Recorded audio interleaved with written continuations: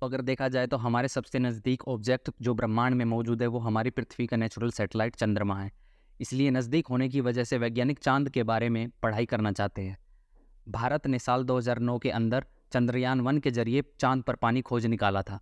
और अगर आपको पता ही है, किसी ऑब्जेक्ट पर पानी खोज लिया जाता है तो वैज्ञानिकों के लिए दिलचस्पी उस ऑब्जेक्ट को लेकर बढ़ जाती है।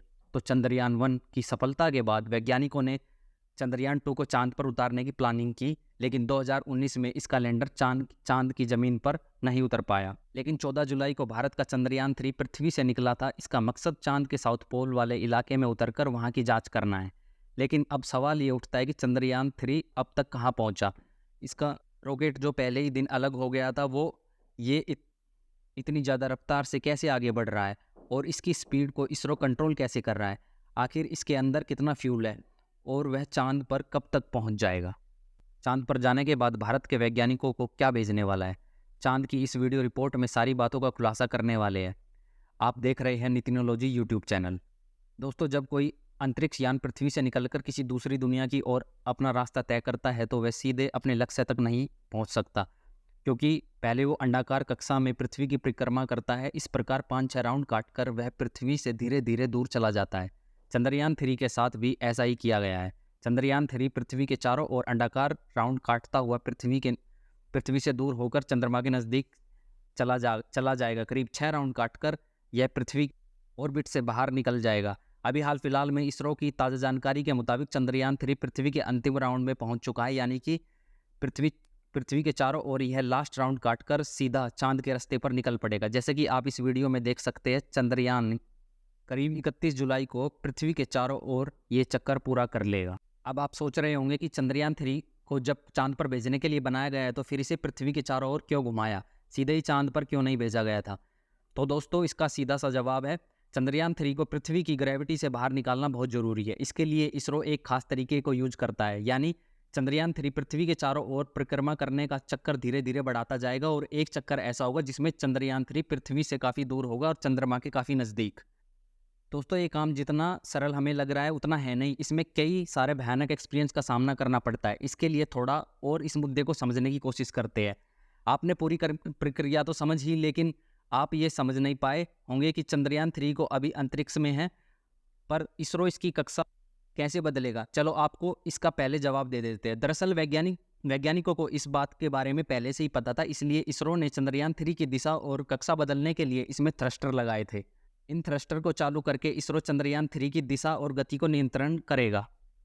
31 जुलाई 2023 वह तारीख होगी जब चंद्रयान 3 पृथ्वी से 1 लाख किलोमीटर दूर चला जाएगा। और फिर आपको यह रास्ता दिख रहा है, चंद्रमा और पृथ्वी के बीच का। इस रास्ते पर यह मुसाफिर चल पड़ेगा। इस रास्ते पर यह यात्रा करके चंद्रमा के बहुत नज़दीक पहुंच जाएगा। 5 से 6 अगस्त को हमारा चंद्रयान 3 चांद की कक्षा में प्रवेश करने के लिए तैयार हो जाएगा, जहां पर वैज्ञानिक फिर से वही प्रोसेस अपनाएंगे और मॉड्यूल सिस्टम को चालू करके थ्रस्टर के जरिए चांद की कक्षा में इसे स्थापित कर दिया जाएगा। फिर राउंड के जरिए धीरे धीरे ये चंद्रमा के नज़दीक चला जाएगा। फिर 17 अगस्त को लैंडर और पेलोड मॉड्यूल से अलग कर लिए जाएंगे। फिर लैंडर और रोवर चांद के अंडाकार कक्षा में आएगा। चांद की कक्षा में आने के बाद वैज्ञानिकों का काम इसकी गति को धीमा करना होगा। इसके लिए चंद्रयान में लगे थ्रस्टर को उल्टी दिशा में चलाया जाएगा और 23 अगस्त को वो दिन आएगा जब ये मुसाफिर चांद की रहस्यमयी जगह पर उतर जाएगा।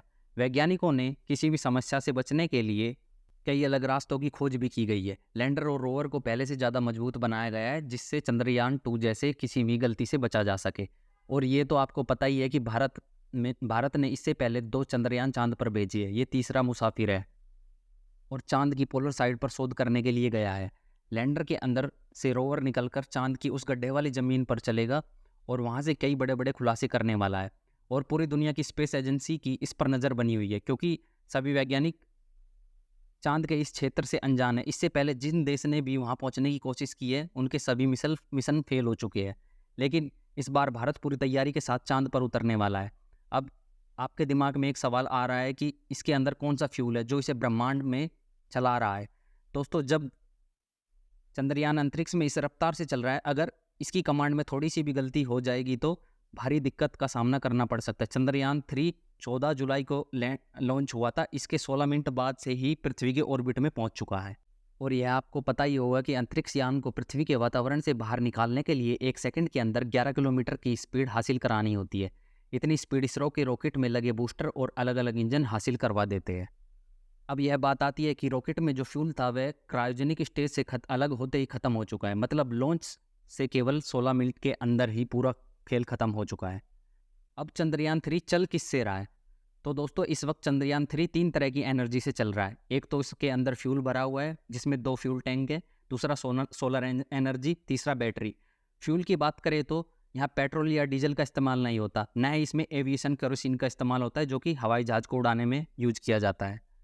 बल्कि चंद्रयान 3 में सैटेलाइट में यूज होने वाला प्रोपेलेंट हाइड्रोजन यूज होता है। इसे जलाने के लिए नाइट्रोजन टेट्राक्साइड को यूज किया जाता है। जब ये पृथ्वी से 1 लाख किलोमीटर दूर चला जाएगा तब वह चांद और पृथ्वी के बीच सीधे रास्ते पर चलना शुरू कर देगा। प्राइम इसकी स्पीड 40,000 किलोमीटर से ज़्यादा होनी चाहिए, क्योंकि धरती के ऑर्बिट से बाहर जाने के लिए ये बेहद ज़रूरी है। अगर ऐसा नहीं होता तो हमारी धरती चंद्रयान 3 वापस अपनी तरफ खींच लेगी और ये पूरा मिशन बर्बाद हो सकता है। लिहाजा इसरो वैज्ञानिक इसके इंजन को फिर से चालू करेंगे और इसके प्रपल्सन मॉड्यूल में 2 बड़े इंजन टैंक लगे हुए हैं, इनको जलाने से ऊर्जा मिल रही है। अब 1 अगस्त को एक बड़ा काम होगा, क्योंकि इस दिन इसरो वैज्ञानिकों को इंतजार है कब चंद्रयान 3 और चंद्रमा एक सीधी लाइन में आएंगे। एक लाइन में आने के बाद इसे पृथ्वी की कक्षा से निकालकर चांद के रास्ते रवाना कर दिया जाएगा और फिर 17 अगस्त के आसपास इसरो के वैज्ञानिक कोशिश करेंगे कि चंद्रमा की कक्षा को पकड़ लिया जाए। नहीं तो 40,000 से ज़्यादा से गति से चंद्रमा को बाय बाय बोलकर ये आगे निकल सकता है, यानी इससे फिर कभी संपर्क नहीं होगा। और अगर ऐसा हुआ तब सब कुछ बेकार हो सकता है। यहाँ पर कदम कदम पर वैज्ञानिकों को सावधानी बरतनी होगी कि कक्षा पकड़ने पर यह धीरे धीरे चांद के नज़दीक चला जाएगा। 23 अगस्त के दिन वैज्ञानिक अंदाज़ा लगा रहे हैं कि ये चांद के उस हिस्से पर जाकर उतर जाएगा जहाँ पर आज तक कोई भी नहीं गया। यहाँ तक कि बड़ी बड़ी स्पेस एजेंसियों के अंतरिक्ष यान भी इस जगह पर औंधे मुँह गिर जाते हैं।